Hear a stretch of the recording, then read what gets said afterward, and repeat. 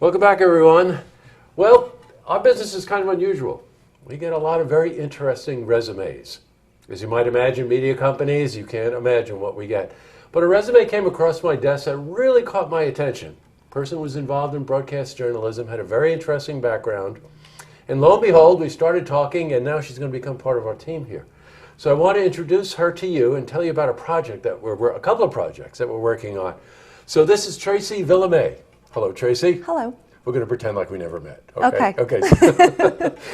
Actually, we've been meeting a lot lately because we've been working on a really great project together. Tracy, let's just tell our viewers a bit about your background. You were involved a lot with event planning, right?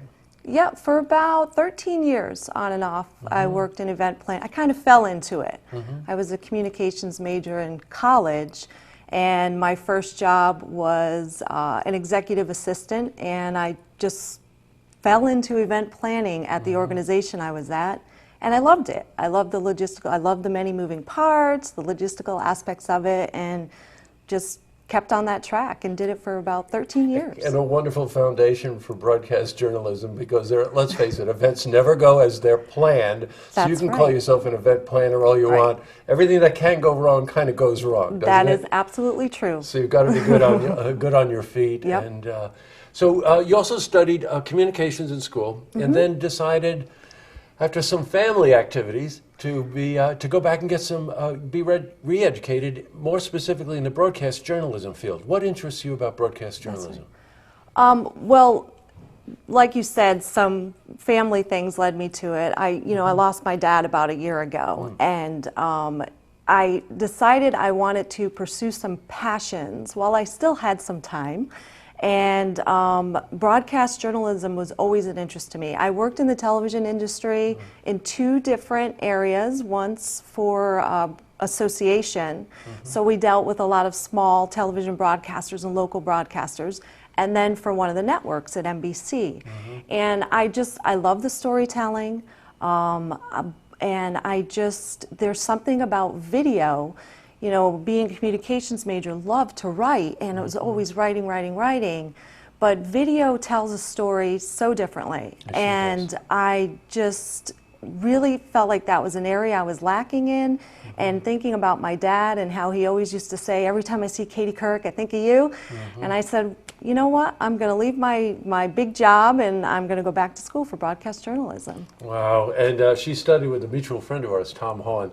So give That's Tom right. a quick shout out. Hello, Tom. Oh, Tom, I love Tom. Yeah, I know, so do I. He taught me a lot. Yes, he did. Oh, he's a wonderful mentor and a wonderful teacher, Absolutely. by the way.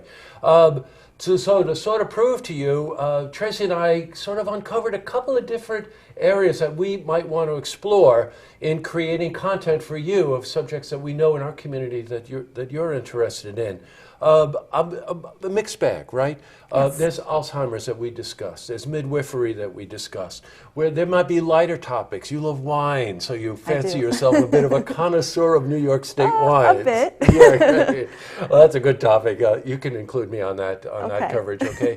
And even some maybe somewhat controversial things like Common Core testing, homeschooling, right? These are the things that you mentioned to me when we were talking about the kinds of things that you would like to do more in-depth reporting on. That's right. I mean, anything that really interests the community, or in my circles, I hear a lot of talk about, anything current, because people are always searching for places to find their information, and in not, that less traditional way, Yes, if right. you will, not that broadcasters are stuffy, but something a little more comfortable, feel like you're talking to a friend, and just like I'm talking to my friends about homeschooling. Yes, right. And I think that's the way you learn more about it, when you get that real story. Well, you know what, you mentioned the whole idea of a conversation. Well, a conversation is story evolving, Yes. and it's a wonderful way to approach that without that sort of stiff, here I am reporting to you.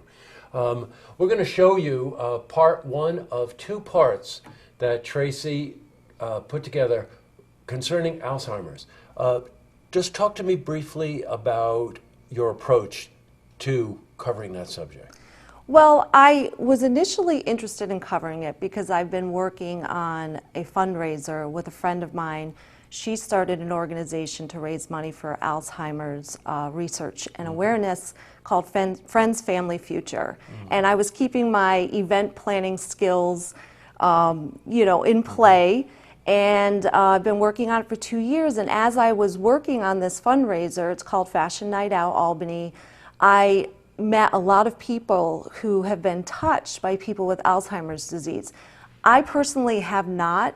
Cancer was the disease in my family that, we've researched and looked at and talked about. But I was amazed by the number of people who are just as many were touched by Alzheimer's. And it really felt like there was a lack of awareness about this disease. The more I learned, the more I was surprised, and the more I wanted to just provide an overview of it and an understanding and awareness of it, because really anyone who has a brain can get Alzheimer's disease. That's right.